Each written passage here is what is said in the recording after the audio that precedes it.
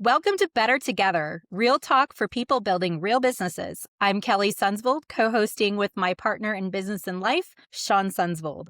Today, we're joined by a truly dynamic force in the world of conscious entrepreneurship. We have David Keosky-Smith, founder and president of the business development agency. Eric is a conscious leader and strategic instigator whose career has spanned digital marketing, SaaS, multifamily housing, partnerships, and nonprofits. With decades of experience as a fractional C-suite executive, Eric's passion lies in building scalable, purpose-driven strategies that help businesses grow while doing good in the world. So let's dive right in, Eric.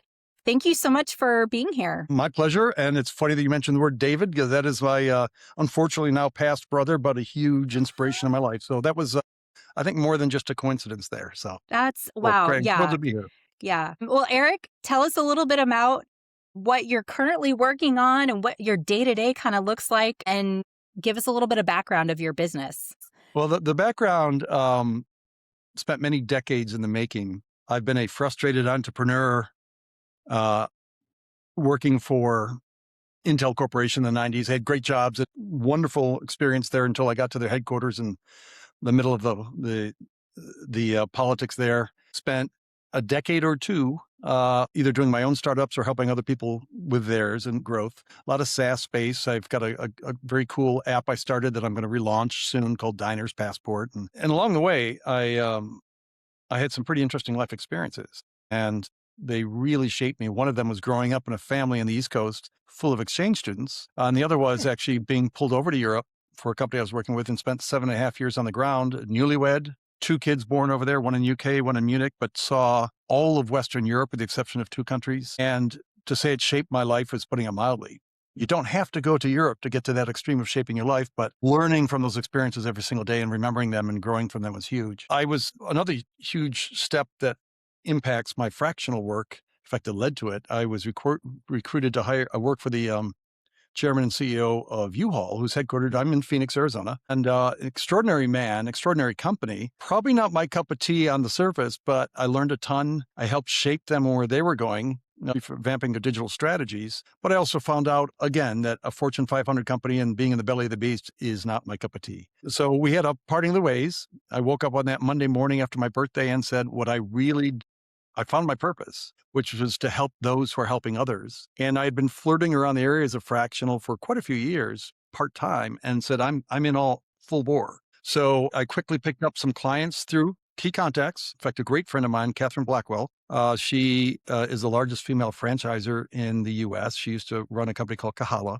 If you ever had a Cold Stone or a Blimpies, you've known her brands. She pulled me into a space I never thought I would go. And a huge lesson for me was, well, areas that need the most help aren't always the highest on your radar. And the senior housing space and senior health space. So I positioned myself to be the fractional EVP of 3 different companies with 2 different CEOs.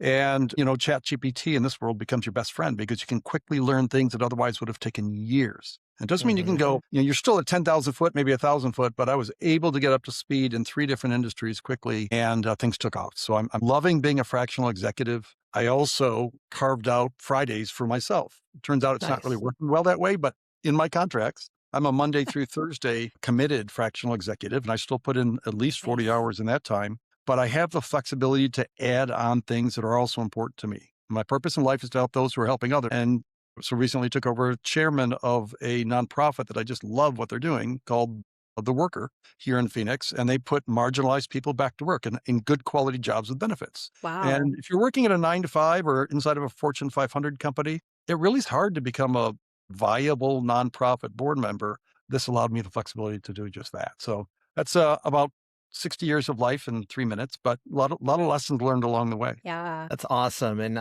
something you mentioned there, like and we mentioned it in the beginning of the conversation here, but you mentioned it there again of just, you've been across so many different industries, right? You've worked in tech, you've worked in the multifamily world, you're in nonprofits. You've done, SaaS or software as a service. Is there a single thread that kind of connects all of them for you? Or, what's kind of the thought processes, with all that and how you bring that to your current work? Well, I've got a couple of different answers. That's a great question, by the way. First off, I have a strong philosophy that luck happens to those who are prepared. And that's not just my philosophy. You get smart billionaires like Mark Cuban. Hmm. The ones who are really smart and honest say they got lucky along the way, but being ready and recognizing when luck happens. I also don't live by the statement of things happen for a reason. I make reason out of things that happen. I've been very lucky in the shifts in my life, and I've missed some huge ones, but the ones that I locked onto almost all had the need to have somebody who's willing to kind of jump off some cliffs, lead from the front, charge from the front, and get a lot of bloody knees and noses, which I have. I think that's the common thread throughout is I like to be early and show new ways to do business, especially in industries that are used to doing them the old way. So yeah, it fuels me. I'm not quite sure where that came from. I was always competitive in sports, but I was never the killer. I never want to beat somebody 21-0 in ping pong, although I could. So this instinct to get out there and do something others haven't done, though, is pretty strong in me. And as I said, it's been extremely painful in some ways. I've lost a lot of money because of it, but I've also had some just tremendous wins and things happen that I never, ever would have had.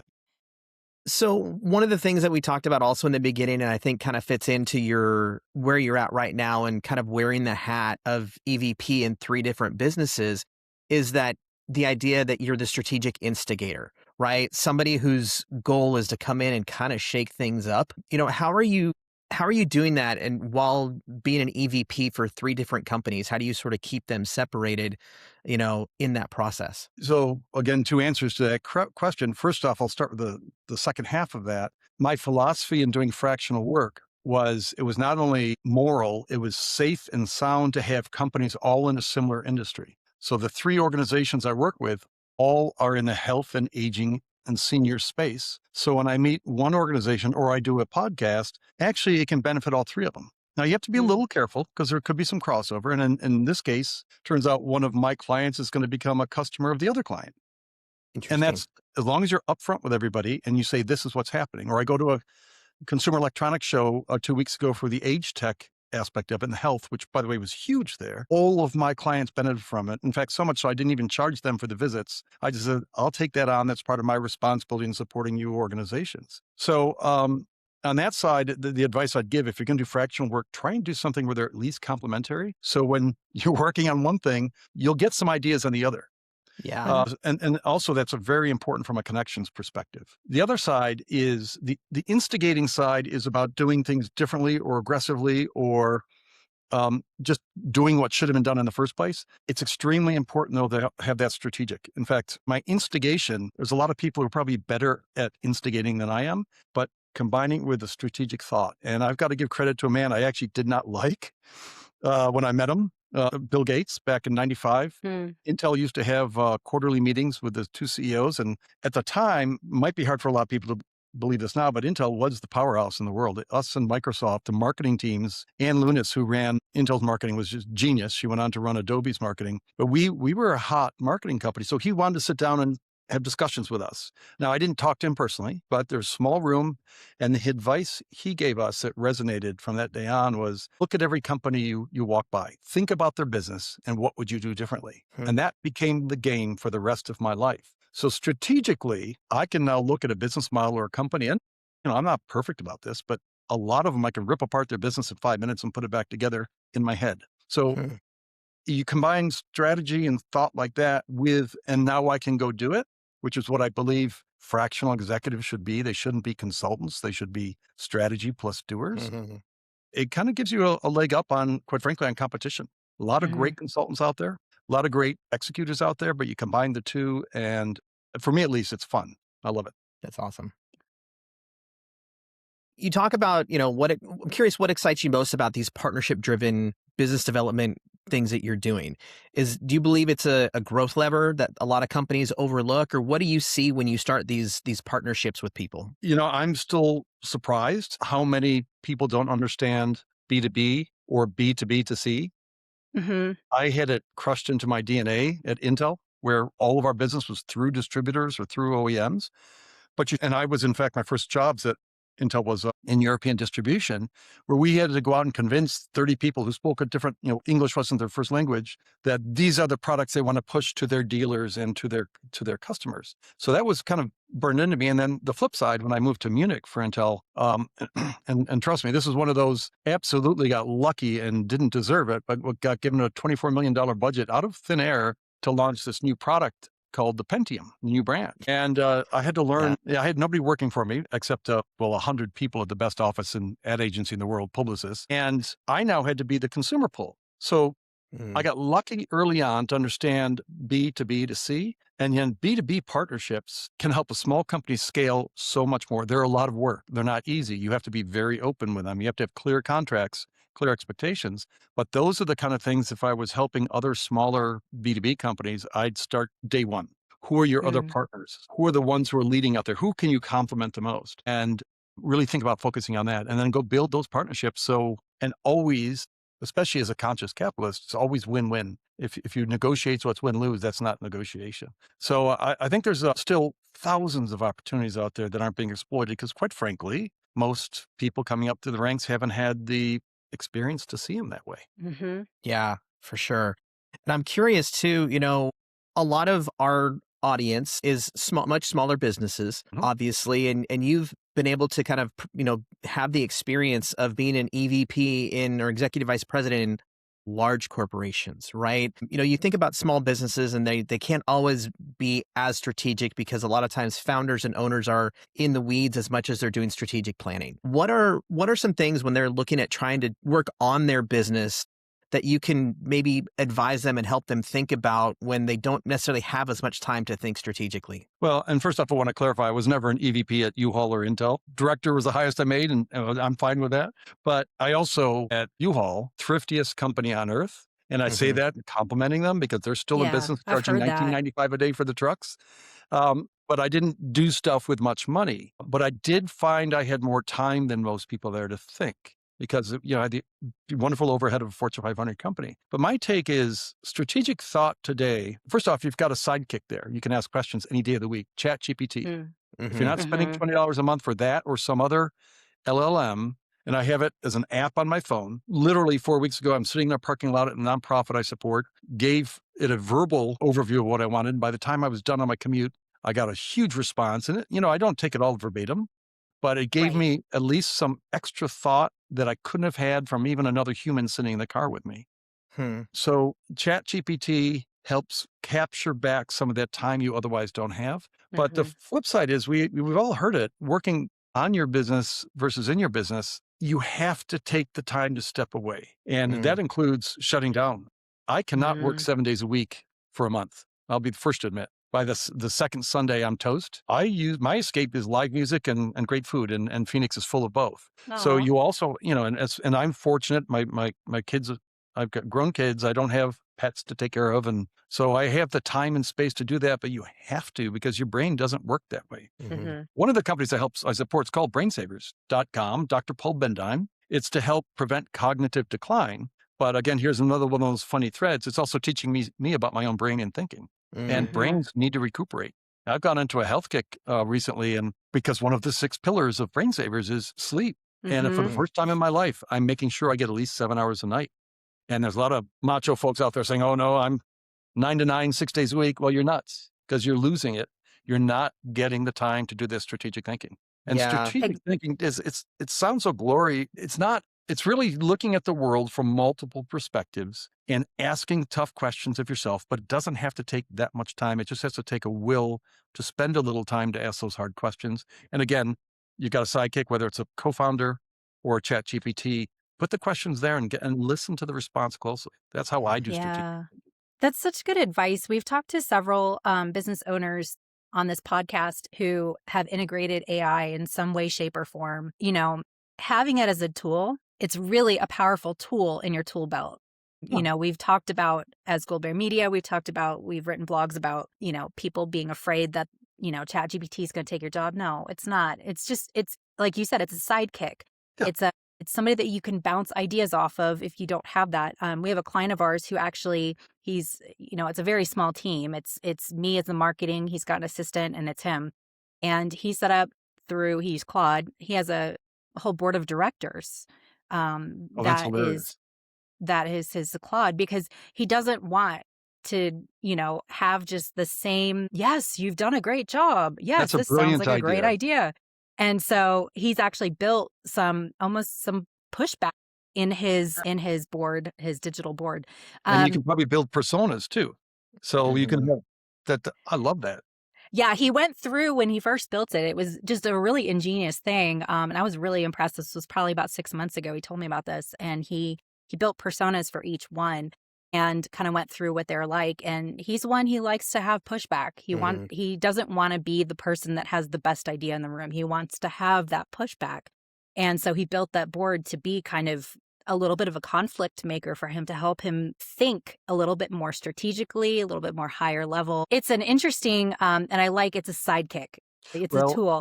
here's my strategic instigation in real time. Absolutely monetize that, or use it Yeah. as a lead gen tool. Yes. I want to have access to that, to be blunt with you. And Yeah. there's a way you can package it up or use it as lead gen. You put it on Mhm. LinkedIn and say, DM me for this, and you'll probably get 500 to 1,000 follows in Oh the my next gosh. month. Wow. So, Yeah, Yeah. for yeah. sure. For sure. So kind of shifting gears, this is the Mhm. side of business that, you've got the strands of wisdom. You've been in industries for a while, for your whole career. Like, I'm sure you've had big wins, you've had failures. So kind of digging under the skin a little, what's one failure that taught you something really essential? Long list to pull from. Huge one for me. I don't think it was ego so much as it was almost too much resilience. I did a startup in 2008, bad timing. Great concept, Mm. but not a well thought out business model. And yet I stuck with it for 2 years, and I had employees I was paying, but not paying myself. I had a unfortunate falling out with one of the people, so I shut it down. It also was losing me a lot of money, and started the Diner's Passport product, and had employees and had development costs, and went 4 years with no salary, while also Mm. going through divorce, having just built a luxury home together, and the financial crisis hit. And oh, by the way, Oh my kids gosh. wanted to go to college. Ugh. So the lesson I had to take there was suck it up and don't jump off the cliff. I hadn't Yeah. taken much outside funding. None of my investors suggested I keep going, which was huge. Also, if you get seed funding, make sure it's from people who are investing in you, not your company, because they will then understand. And I had to lick wounds and pay off bills for a long time after that. That's a foolish way nowadays to go start a company or run a company. Won't do that again. And I'd strongly advise, if you've got the ego saying, yeah, I can go do it, well, good luck. 9 out of 10 of you will fail, and it takes a long time to recover. So that was a pretty Mhm. huge one. Probably I'm not bitter about it, but I love to say I really learned my lesson on that. But it took me one or two more attempts with Yeah. companies who, quite frankly, couldn't afford me. So I went ahead and took lesser pay to do something I thought was really cool. And again, that's probably not the best idea. Know your worth is what I learned Mhm. out of this. Mm. Yeah, such So a that's valuable one. thing. Yeah. It's because I think a lot of people struggle with that. Like, there's comparison is kind of the joy stealer, right? Like, you could have done a great thing, but you're comparing yourself to somebody else, Yep. right? Of going, well, they did it better, or they did it because they were better because of X, Y, or Z. And, learning that this race as a business owner is only about how did you do today versus how you did yesterday, right? In your own race, and not the comparison of anybody else. And I think that's such a Well, valuable lesson. and how did the people around you do as well? So for me, I had employees and I also had family. Mhm. If I had jumped off that cliff further, my kids would have been struggling severely to get through college with money. Yeah. And one of them, I mean, they both got scholarships and got a lot of help along the way too. But that's a very egotistical way to look at the world, that it is not just about me. It's about everyone around me Mhm. that I'm supposed to be supporting and that are trying to support me as well. Yeah, that's the painful side of small business. We have less time. We have less money. I'm not particularly good at doing this, but you got to stay focused. Mhm. That's one of the reasons I am a fractional executive. How do I overcome my lack of, my slight ADD-ness? Well, I've got 3 Mhm. different companies I have to pay attention to. Yeah. Yeah, and they're all in a similar field, so it kind of works. I can go back and forth, and for some people, it wouldn't work. That multitasking. I'm not a multitasker, but I need to get my brain engaged at multiple different paths on a day, and this Yeah. is my Mhm. way to do it while still maintaining a degree of focus, if that makes sense. Yeah. I don't know why that came up, but it did. Yeah, no, I It's honestly, I can really relate with that. That's a good way of packaging it, Mm. and yeah. Yeah, It's fractional good is great if you've self-awareness. got that some ADD-ness to you. Hmm. Definitely. So I'm curious, with that fractional side of things and working with different businesses, how do you know when when you come in that you need to disrupt what's happening, or do you need to stabilize what's happening? How do you kind of figure that out when you come in? That's a question, great question that I don't think I have a clear answer for, but I just, it's innate because I've been practicing since 95. Hmm. Honestly, sometimes, and this is not, I really want to stress, I'm fortunate in the things I can do well, and I've got a lot of things I don't do well, but one of the things I do really well is I can see the holes so quickly because of just my 40 years of experience. And Kelly, as you mentioned, across a broad swath of industries. Hmm. So some of it's just there. One of my organizations is a online component they built and then they ignored, but it turns out that online component's probably going to be the biggest growth vehicle for them going forwards. That took me a month or two. You talk, you have conversations. Most importantly, talk to not just customers, but talk to people who said no. And you'll be surprised at how easy it is to learn what you should be doing. The drawback of being a small business is you may not have time enough to do good strategy. You probably also aren't the one out making the calls to those customers and to those who said no. And a lesson I learned from one of my clients, Dr. Eric Luster. We have 3 Erics in a 12-person company, so I use my initials there, EKS. But Dr. Luster, portfolio entrepreneur, he's actually got 5 companies, 2 of which I support. He spends an inordinate amount of time listening to people who are going to be impacted by the business he runs. They aren't paying him a penny. Senior housing is the example here. And the more he listened, the more they told him exactly what he needed to go do. Hey, we're not telling you we might fall because you're going to get us. It's a independent living because you'll move us to a dependent living place. Okay, so falls are an issue. So he digs deeper. It turns out we have ways to significantly decrease the amount of fall risk that a 75-year-old has in the facilities because he listened, iterated. And then it went a bit further. Well, it turns out there's other ways you can keep them healthy. So we put a telehealth suite into an affordable housing place, unheard of in the entire industry. First one. And it's out in Glendale, Arizona, called Waymark Gardens. Why? Because he listened that they hated, especially 110 degrees in middle of July is not a safe place to go send an 80-year-old out to go see their doctor or to go to CVS just to get a blood draw. Why don't we just do it in-house? And hence born an entire new industry that we're inventing because listening. So you got to take time strategy, but you absolutely go talk to your customers who are happy and those who said no, and you'd be surprised how easy it is to see what you can instigate on. Hmm. That's awesome. Pretty Yeah, basic no, in some ways. And I'm the It first to is. admit, I'd made that mistake of not doing so in many of my own businesses. Yeah, yeah, for sure. the statement kind of Go ahead, Shawn. goes, if you listen to your customers, they'll tell you what they want, right? Yeah, and the one argument against that is the Steve's Jobs approach. But there's only so many iPhones that are going to be invented in the world. But even so, there's no downside to listening. A little time, but if it's not you, there's tools you can do it with too. AI-driven surveys that take 3 minutes to set up, and you send out to 50 of your top customers. You'd be surprised at what might come back. Yeah. Exactly. One thing I do want to touch on too, because I'd written a note about this when we were chatting earlier. I did have a great lesson that came out of U-Haul because I was a new, pretty high profile and outwardly connected person coming into a company. And it was rare that they hired an outside director. I also treated incoming calls differently than most of the people who had been working there for a long time. It's a hard place to work. I mean, people work their butts off there. And suddenly I'm in the spot that people started forwarding calls to me. Hey, this software company is doing this. Are you the person to talk to? I ended up on the receiving end of at least 200 cold calls. Not all totally cold, but 200 calls coming in over the course of 3 years. And I was blown away at how poor so many of these companies, some very small companies and also some huge companies, names you would know, at selling to enterprise. And I didn't understand it fully either until I was on the receiving end. And it wasn't until about year 2, I started to say, okay, I'm not doing this anymore unless you do this. And I sent probably the most cost-effective software I've ever seen. It's called Fluent. I think it's fluent.io. The guy who runs it, Nate Nasrallah, wonderful human being, easy to find on LinkedIn. If you don't follow him and you're selling product to enterprise, you're making a huge mistake. I don't pay for his software, but I use a lot of his ideas. And what he gives you is a perfect framework of how to sell to enterprise. And many of the times it's really not that complicated, but I've never seen anybody articulate it so cleanly. I started telling all vendors who want to talk to me, you have to go watch his stuff first. And the 4 who jumped off and did that quickly, all of them advanced much further in U-Haul than they otherwise would have. And a couple got some deals. A huge learning that came out, a positive learning that came out of that, sitting on the receiving side, of, quite frankly, poor enterprise sales folks calling. Many of them are CEOs as well. I don't care if you're a sales development rep or the CEO making the call. Follow Fluent, FLUINT.io. And I have no stake in the company. I just have a stake in trying to help others.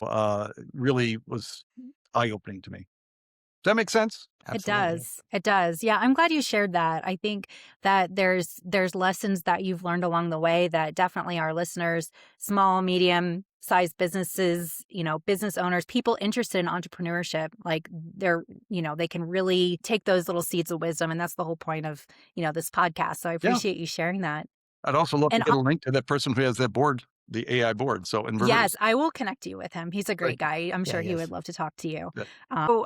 So some of the mindset shifts that happen with entrepreneurs, what are some mindset shifts that you see that people need to make in order to grow their business? It's not just a simple formula, but some of the internal thinking and dialogue that they need to kind of get out of their own way.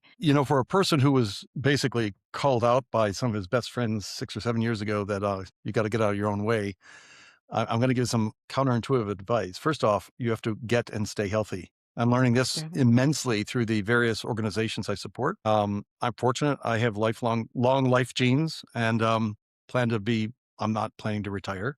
80, I might be on a beach doing work, but you really need to spend that time on sleep and also muscle activity, walking and lifting. I've really leaned into that last 4 years. Huge difference in my ability to think. Interesting. And then take that time to also check out, because that's where the thinking time's going to happen. That's where the strategic insights are going to come. The flip side to that is there are a lot of really, really smart people out there willing to share. LinkedIn's funny. It's got its good and its bad, but I will say I've made some great connections through it, us included. Network with your peers, network with your competitors, listen, ask, try ideas on people. And it really is not that difficult. It allows, and keep your ears wide open and your mouth shut when you're doing so. As I said earlier about talking to your customers, they will tell you from their perspective the blindingly obvious you should be doing. And you can then choose to follow that path or not. But really, isolating yourself in your business. And I risk that because I have a home office, but I also have a few other ones I can go to. Getting out always fuels me. I'm a closet introvert. Everyone thinks I'm an extrovert. I'm actually not, but I need the reset to come back to my home office. But when I get out, I go to a trade show, I'm ready to go. And the knowledge you can absorb and the insights when you're fresh, extraordinary. I'm living proof of that. So it may not be the most normal business advice, but that's the stuff that comes top of mind to me. Yeah, Definitely. I like that because it is like you mentioned, exercise, just simple. It doesn't have to be that you're going to go do CrossFit every day. It's getting out there, being creative. In fact, this podcast the idea was birthed out of, while we were on family vacation. Yeah. Like, we're going to the beach, we're sitting on the beach, time to just kind of relax. And then it just sort of plopped in. And then it just sort of, that rest time that you give your brain, the clarity that comes from that is just it's needed. It energizes your business and it can be as creative as you want it to be, kind of thing. So on the topic of creativity, how do you stay creative and inspired while you're navigating the complex strategy work? I have no method that I'm overtly aware of. Part of it is, and this is so cliche, but so true. If you love either the people you're working with and or the stuff you're working on, it helps a ton. I'm very fortunate now. I'm in that spot. I mentioned right before, as we're getting on this, I was on a Zoom with Carrie Masters. She's this wonderful CEO of a nonprofit I just became the chair of called The Worker in Phoenix. It's called theworkeraz.org. By the way, we're always looking for help and donations. Theworkeraz.org. We put marginalized people back to work in a fantastic fashion, but you get another person with a similar mindset, 30-minute conversation, that fuels my creativity probably more than anything else. And she and I really built a great relationship. She's a just extraordinary entrepreneurial type nonprofit CEO, which in this world right now is a terrible position to be in, because unless you're not entrepreneurial, your nonprofit is suffering big time right now, I tell you. But that fuels me more than anything else, those one-on-one conversations. And then also that escape. I go to listen to live music once or twice a week here, and music hides your thoughts. Sometimes you need to stop thinking. I have trouble doing that. It's like meditation. So it's my meditation. Yeah. And then when you come back, you're fresh and your brain's ready to go. And then I also, I went to Consumer Electronics Show. I went, it was so intense. I never even got to the main show. I only stayed in the health section. But overstimulation helps me, where I had Mhm. 100 viable conversations, so a lot of new product ideas. And I had to practice at each conversation. Does this affect any of my 3 businesses? Does it affect me? How does it do it? Hmm. And you do that as kind of a subconscious. You just keep practicing that, practicing that, going back to the advice from Bill Gates. Look at every business, look at every opportunity, and play the game of how does this impact me? That probably fuels my creativity as much as the one-on-one conversations. So Mhm. just treat it as a game. It's the fun part of business. Yeah, there's so much conversation about, gamifying work, right? Because then it's fun, right? Yeah. And when work is fun, it doesn't sort of become work anymore. It is, but it isn't kind of a thing. And I think that's where some of the creativity flows because you're having so much fun and trying to, put that all together. So, one of the questions as we wrap up here, one of the questions that we love to ask all of our guests is, we've titled our podcast Better Together. And it's, Mhm. that was because Kelly and I figured out we could build a better business together than doing life separately, Hmm. right? Through different, running and working at different businesses. So, what does that mean to you as you hear that? And is there a person or a project or something that has helped you kind of believe in that a little bit? Yes, I've made some significant mistakes along the way of being the lone wolf many times. And I've had some successes with it, which masked the fact that it wasn't always the best approach. I'm going to go back to Dr. Luster, who runs Seniors Rising Homes and Seniors Rising. He's an interesting character, has a extensive management background. In fact, his doctor is a PhD in business management. But we really had to work to understand each other's communication methods, and we're quite different.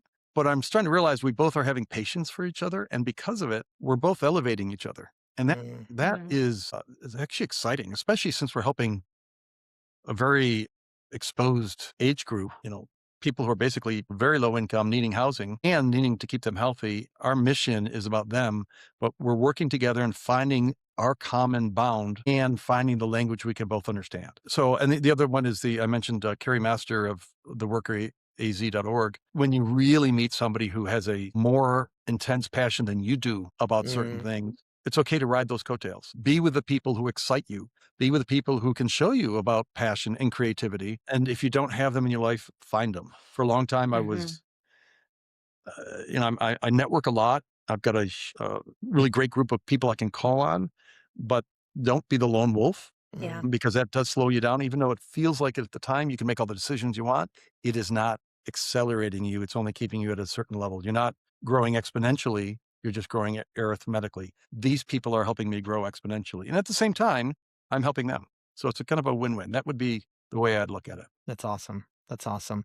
Well, Eric, this has been a fantastic conversation. Thank you so much for your time, your wisdom, your thoughts. We appreciate that. I know our audience will as well. So thanks for everything today and great having you. Well, thank you both. And I appreciate you supporting small business out there. They need help. Hopefully those who are listening will lean into a few ideas. And I'm easy to reach with my last name, and it's Eric Keosky-Smith.